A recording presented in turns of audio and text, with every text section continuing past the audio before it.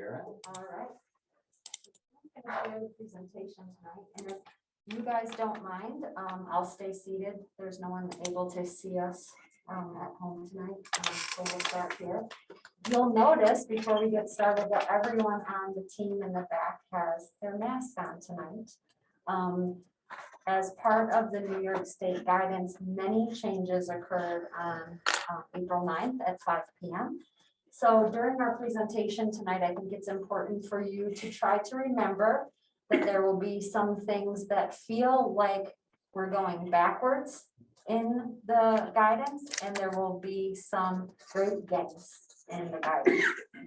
And throughout, it's really hard at some points to remember that there's balance in this. So To be fair, since the staff is required to wear masks, I think we should wear them also, and we will be required to wear masks at meetings.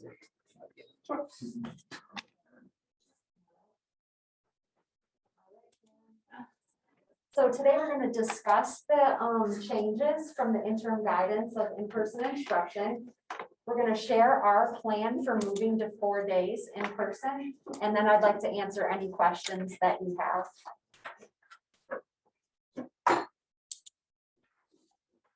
One more. So one of the biggest changes to this guidance is that this time around, there is no approval process. However, you have to offer up your plans to receive comment. So the local Department of Health must comment on our plan. We have to post the revisions on our website, and we have to submit them to New York State SED. However, they will not write us back that our plan has been approved. It's just here for comment. In addition, it asks that community parents, community members, teachers, staff, that they can all provide comment as well. We clarified that with Harris Beach that our town hall format does allow for people to ask questions and for them to provide comments and feedback. So we'll continue to use that as our forum for collecting feedback from these other groups. And we started with that today. Actually, we started yesterday. So we met with Steuben County Department of Health yesterday, which is our weekly meetings that we have with them. And they shared their understanding of the document as well. Then this morning, we met with our teacher team at 7:45. We met with our child care providers because there's a huge impact on them in this guidance. We met with the parent advisory team. We met with our executive committee of the board. We met with another set of teacher teams at 3:05 today. We're having this special board meeting tonight, and tomorrow night we'll hold our community and family town hall. So we're just trying to make sure that we get information correctly out to as many people as possible in a very short amount of time. One group that we're still looking to determine how we want to share information with is our high school students in 9 through 12. We'd like them to be part of the process as well, or at least hearing the information from a source that can explain the whys behind it. So we're going to move right into the health and safety changes. I thought it was important for you to see what our district's positivity rate is per week. So what I'm sharing here is April 2nd through April 12th. That was the time that we were off on break. We did have 6 students and 1 staff member positive. And in our district, that's a 0.001% positivity rate, which means our health and safety processes and procedures are working. We continue to be proud of the way our students and staff have handled these procedures. So this will be very contradictory to what you're going to see next in return in terms of what's being asked of us to move forward. So we've seen in the media over and over again how moving from 6 foot to 3 foot was going to solve all the world's problems for school and that schools could reopen. Nothing is that easy. So I wanted to make sure that you knew what it meant. So for our students, the 3 feet change from 6 feet is only in classrooms. So it's just that distancing while you're in a classroom. You still have to remain 6 feet at lunch, in the hallways, in the lobbies, in any of the larger spaces.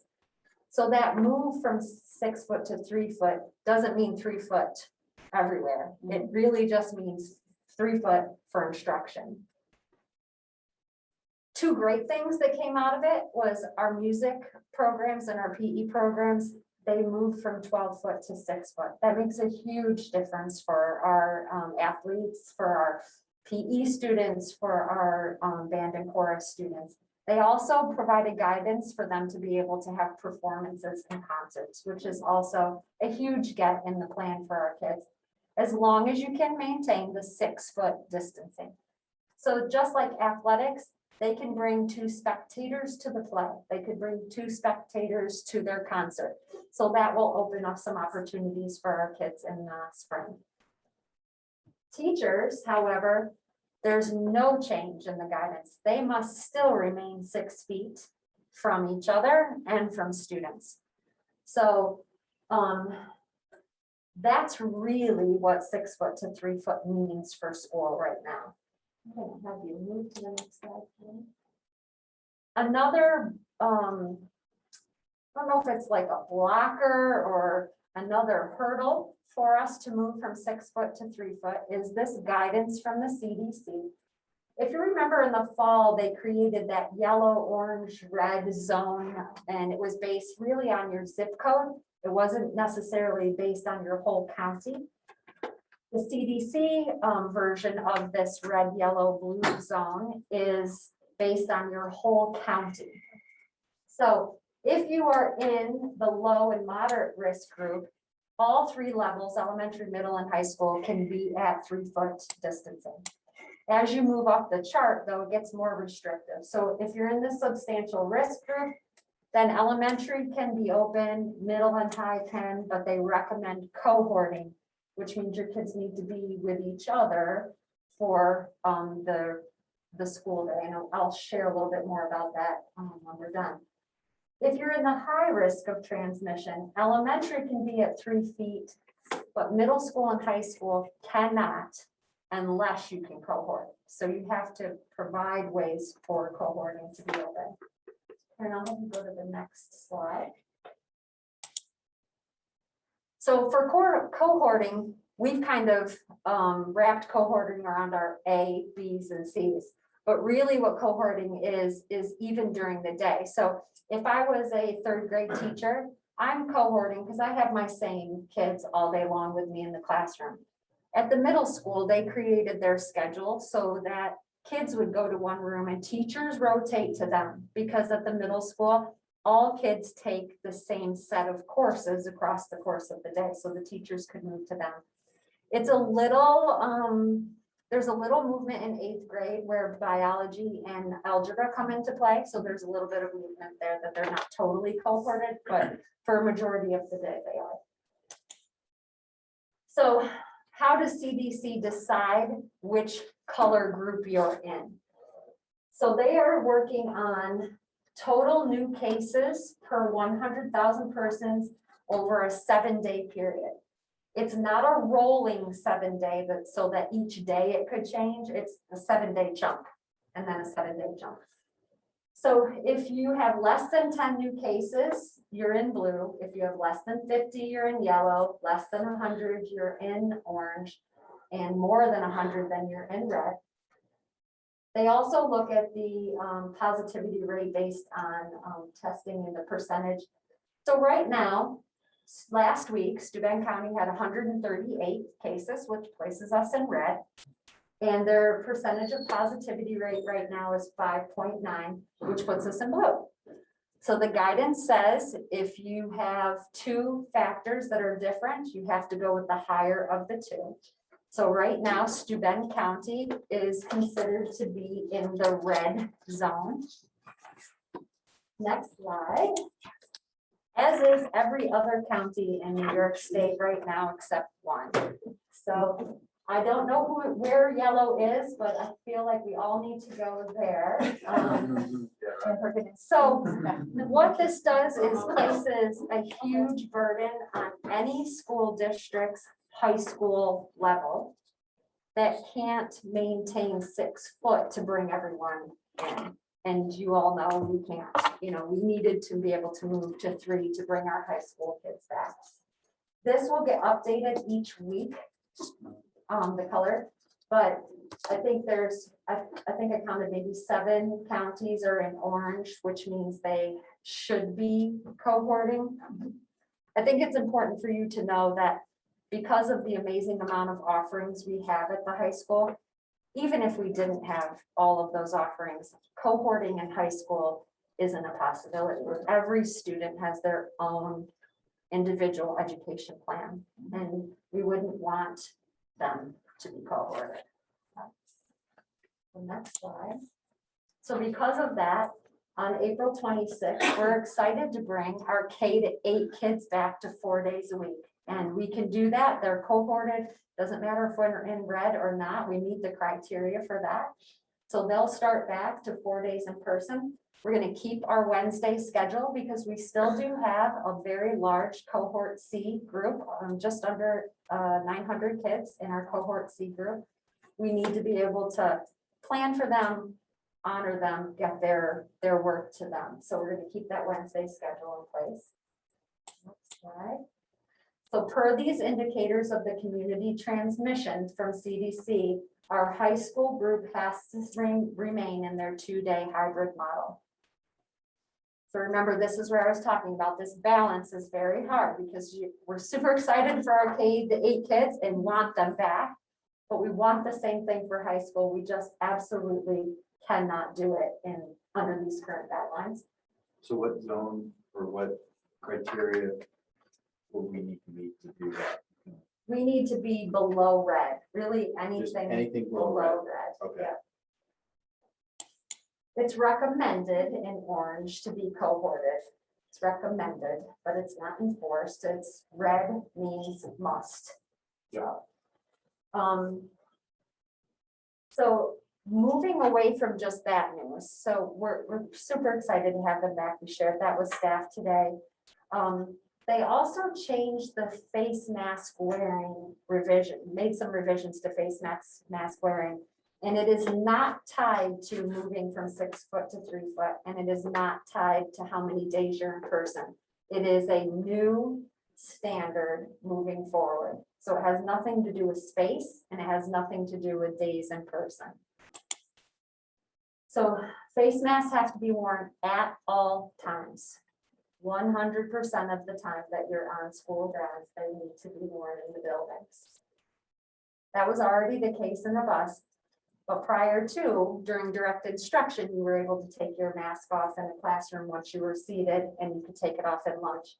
Now, the only time you can take it off is if you're eating lunch, and at the elementary level for snack. Another change that they made was that face masks need to be 2-ply, which most face masks are. And all of the ones you have on in here tonight are all 2-ply face masks.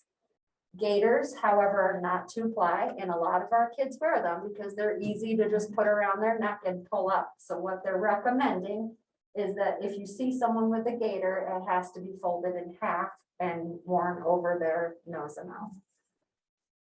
And they left the medical exemption piece in, which we have very few, John, maybe 3 or 4 kids tops, maybe that have that provision.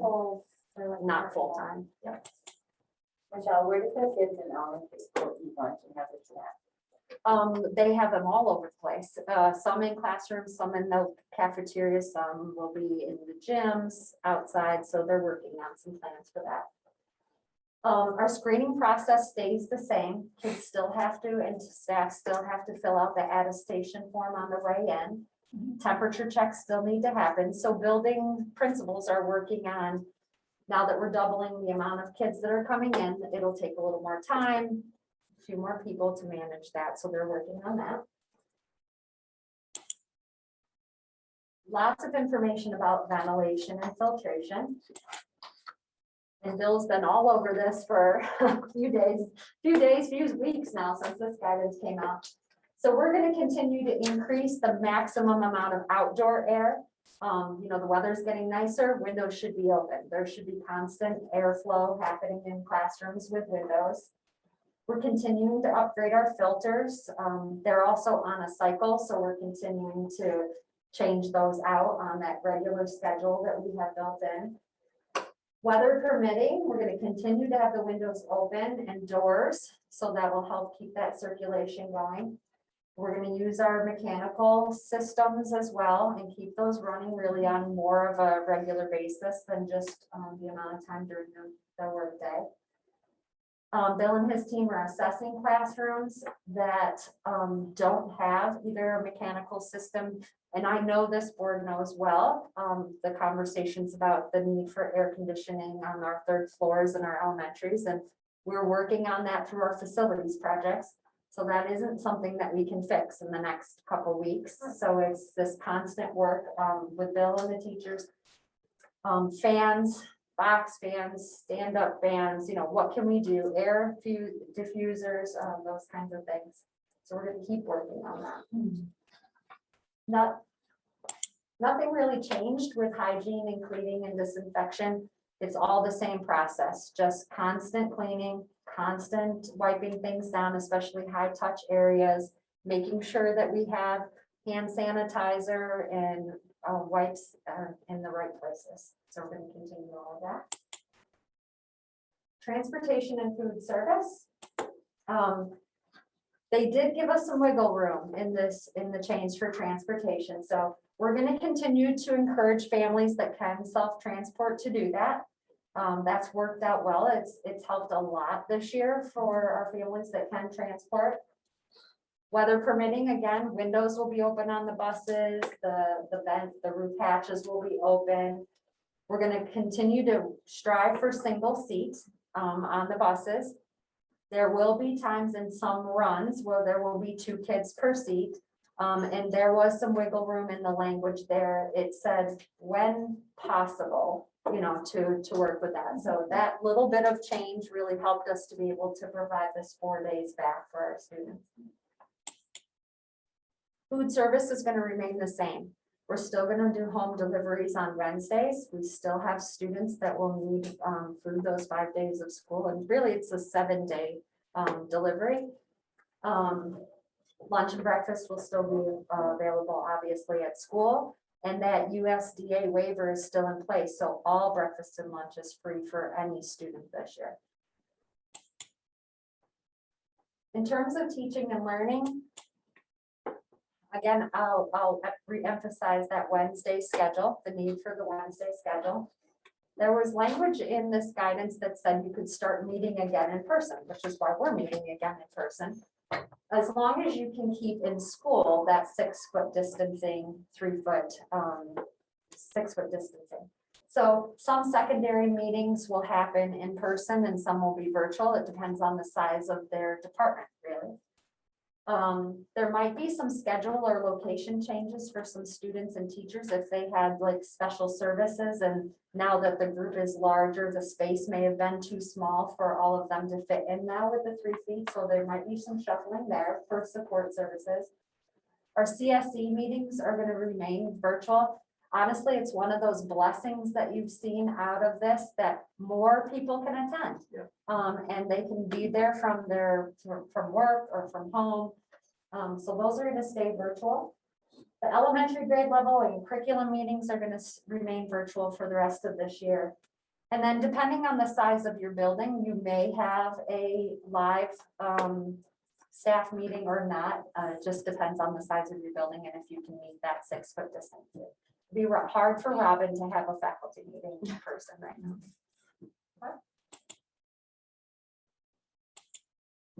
A couple of reasons we wanted to point this out. First of all, it was mentioned in the guidance that we need to make sure we're thinking about our social emotional learning supports for students.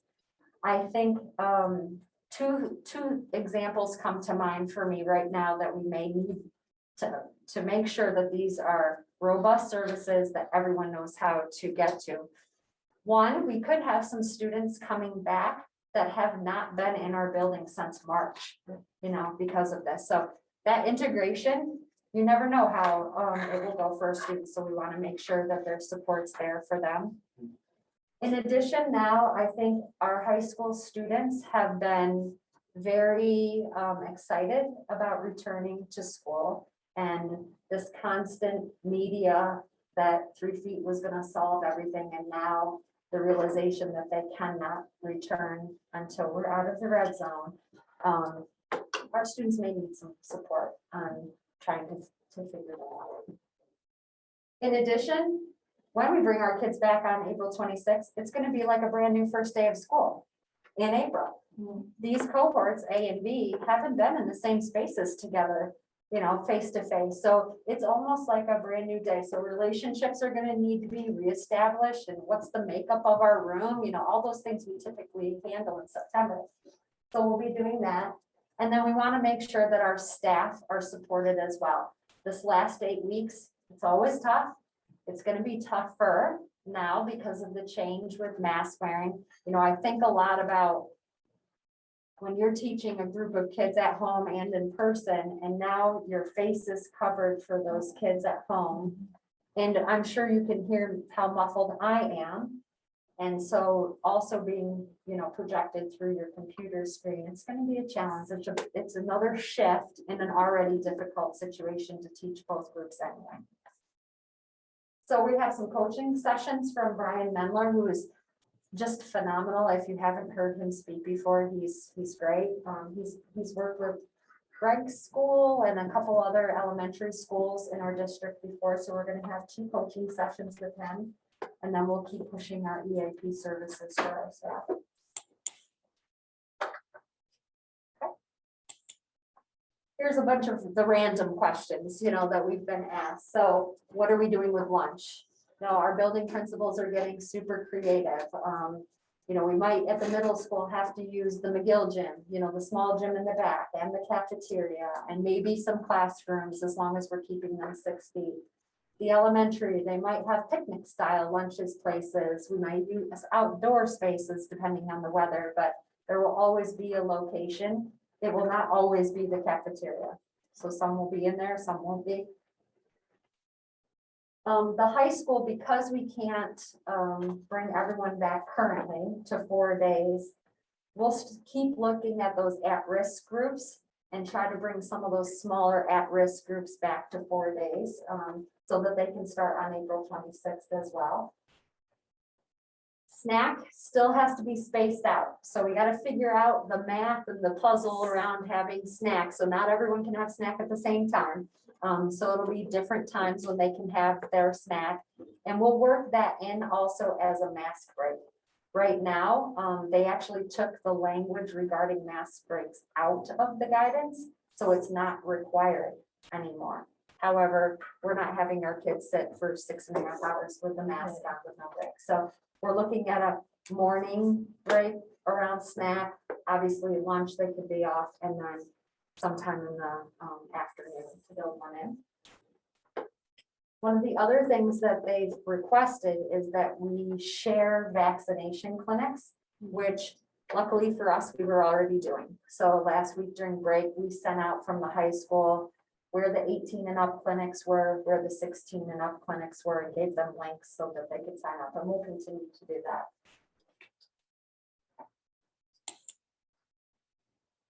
So we went over what we've been doing for next steps in terms of meeting with people and how we're going to meet those, I call them procedural things from the beginning that are really, we need input from people, from our stakeholders. We need input from the local Department of Health.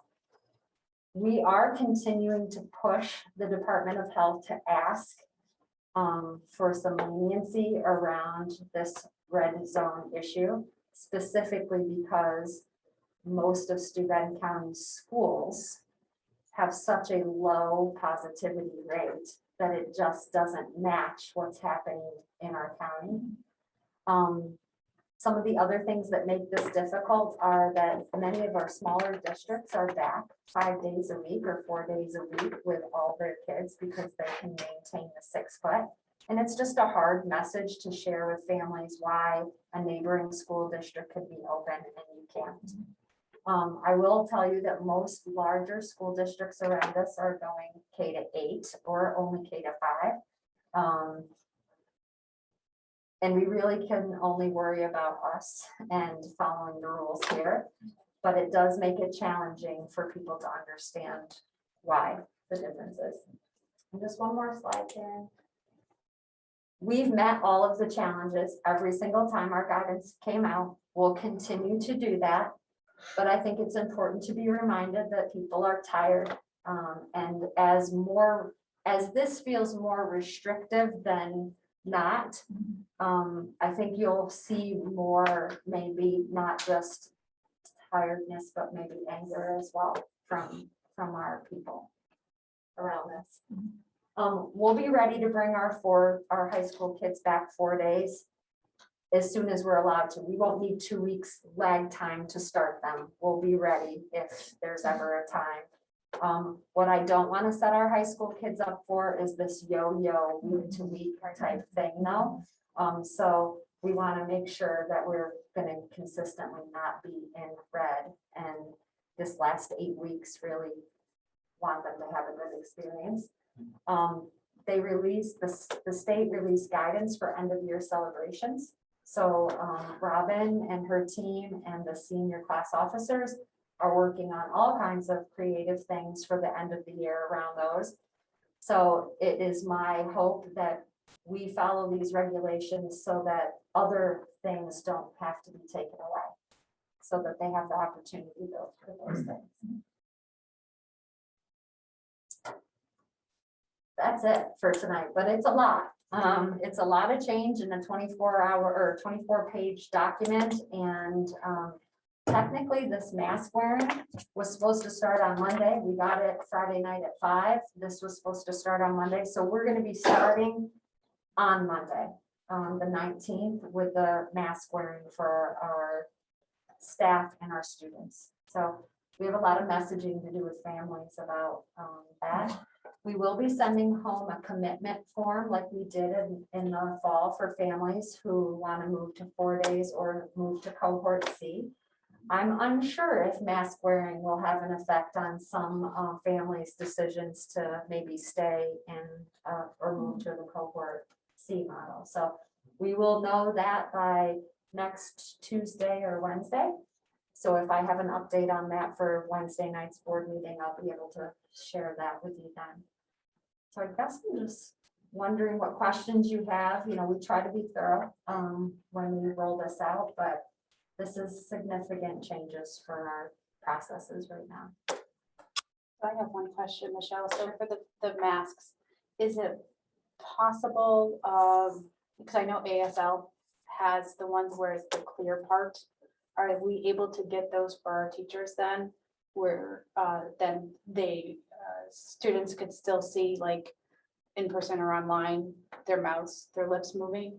So I did get a question about that earlier. I actually sent it off to the Department of Health to ask. I know Jen has worked with some teachers that wear them now. I just want to make sure that the 2-ply rule doesn't come into effect with that. My guess is they're 2-ply on the sides and top and bottom, and maybe not in the middle. But you know, it's all this like figuring out the next thing because we've never had to do it before. But I did shoot that message to the staff department.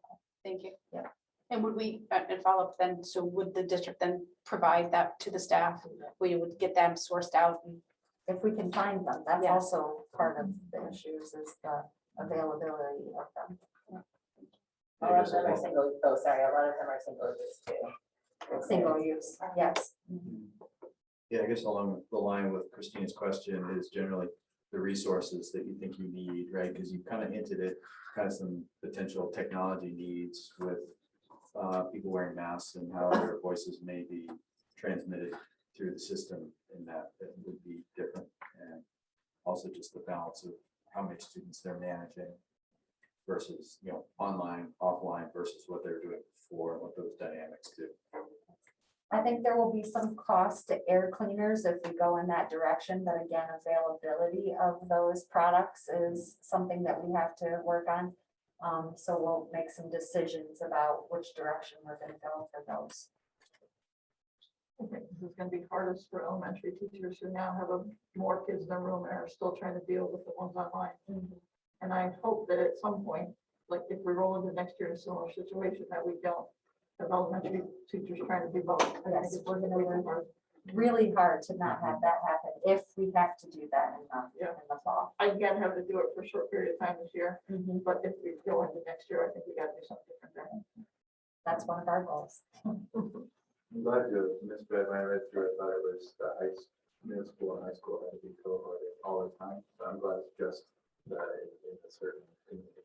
Well, the middle school, yeah, not all the time, yeah, but at the middle school, it's great, it's actually, one of the things at the beginning of this that we thought, oh, this isn't gonna work, cohorting middle school kids, they should be up and moving and, all of that. But it really right now has benefited us for being in the cohorted setting for middle school. So if we do get down to four, we can definitely do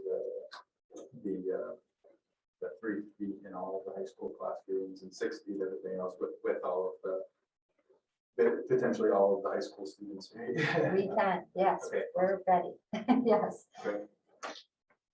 Michelle, I know you will mention this when you do your town meeting with the community and some of the families, but I've been hearing a lot of questions. If we can go back 4 days, why do we have to have this Wednesday? Yes. They don't understand, and I Yes. try to explain what it's being used for, but you might need to just go a little bit more depth when you explain that to people who aren't doing it every day. Yes, and we actually talked about it a lot during the parent advisory meeting today, because one parent still was trying to wrap their head around what is that time used for. Yeah.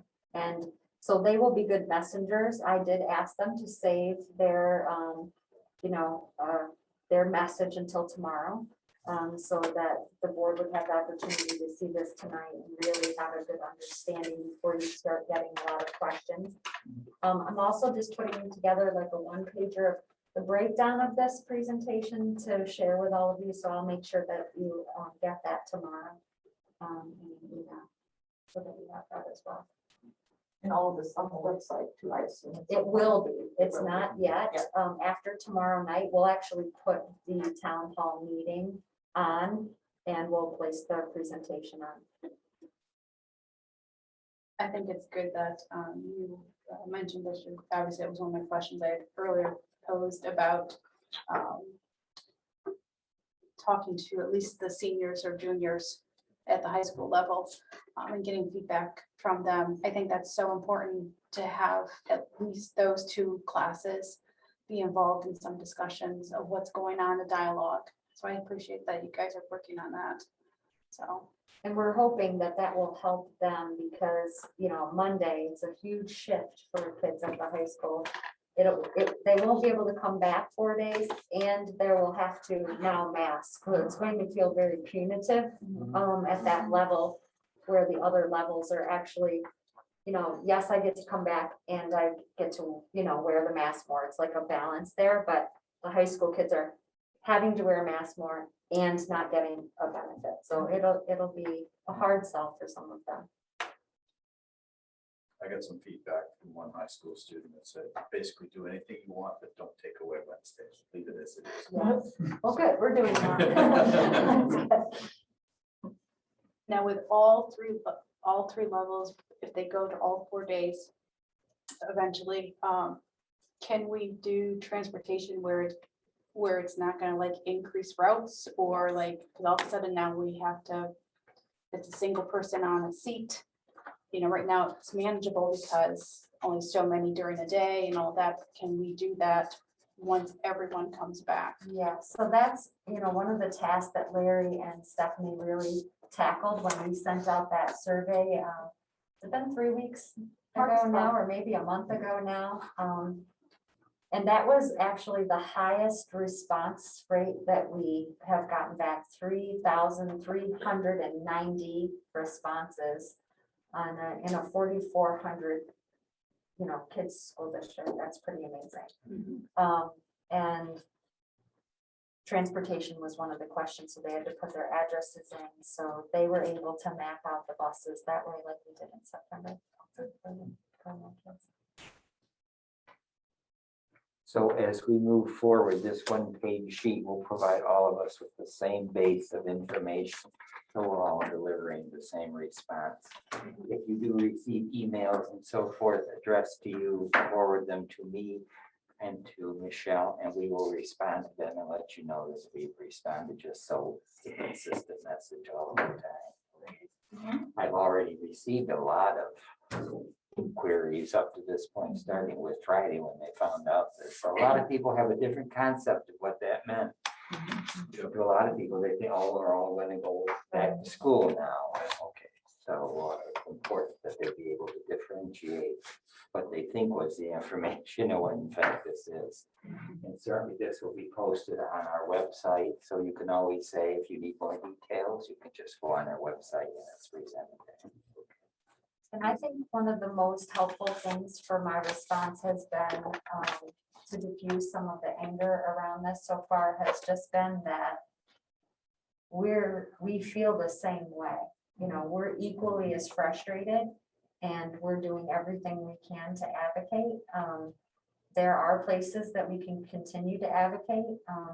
Our PTAs really want to do like a universal letter from each school to send in support of not just their level, but also for our high school kids. You know, the 6 elementaries that we met with at the PTA felt strongly that if they had a little bit of data from us, which I'm happy to provide, that they would write a consistent message and advocate for us not to our local legislators, because they feel the same way. They are fighting for the same thing we are, but more directed at our local like governor's office, which is in Binghamton, you know, some places that are like the next step above our local people, because we know our local people are already fighting for it. It sounds like direct communication to our high school students about why, what are we doing about this and that type of things would be very powerful for them. Since they're, like you said, they're the ones kind of getting penalized without any benefit.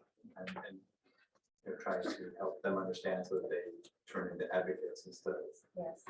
And our students have a very strong voice. You remember one of our students in the fall took on the athletic piece through an Instagram like campaign, and you know, if they use their voices in that realm again in a positive way, maybe we can see some movement. Yeah, I think it's also important to share the upside, right? I think certainly there's pieces of hope that have already been exposed, the desks in a different place and all that, and as the kids went into school this week. So that's certainly there. And then as you look at where the county is, and say, all it has to do is move. Yes. So people paying attention to those numbers, communicating, and hopefully you see some movement in those numbers, right? And if this gets a bit of press and realizing that everybody actually has a role to play in terms of helping the school district return, right? There's a powerful lever there that the community has control over.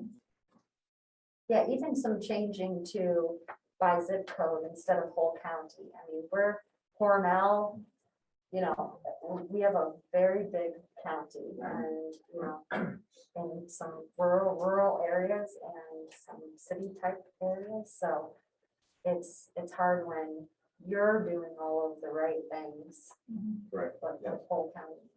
Well, it's the easy way how we do it. Records based on counties, and they can monitor that fairly well. It has nothing to do with the distribution of cases in any given county. You have 100 on this side and nothing in the rest. But so they thought it would be much too difficult to keep track of it on a district basis, which would have made more sense.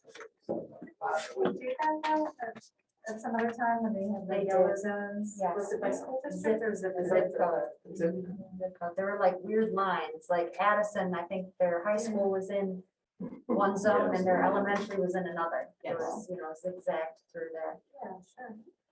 But that is surprising that they didn't, because I guess this is now based on CDC, not New York State, right?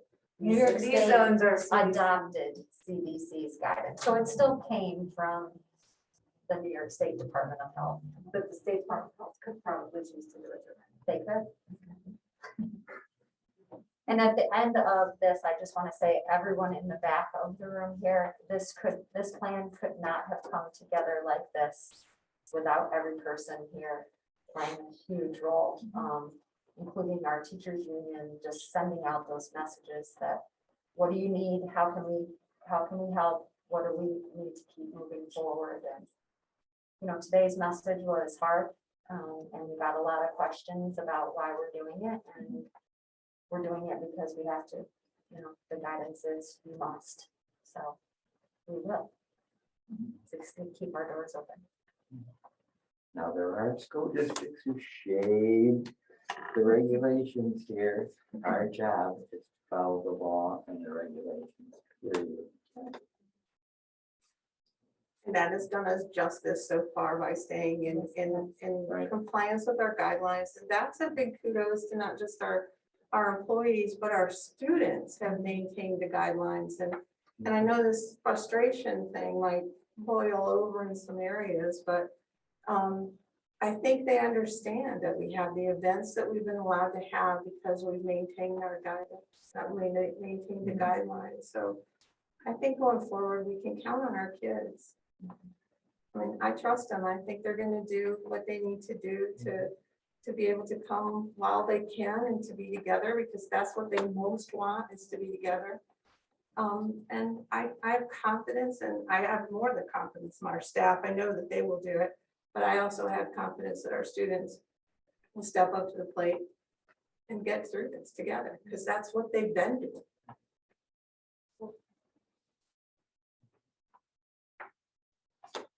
Any other questions?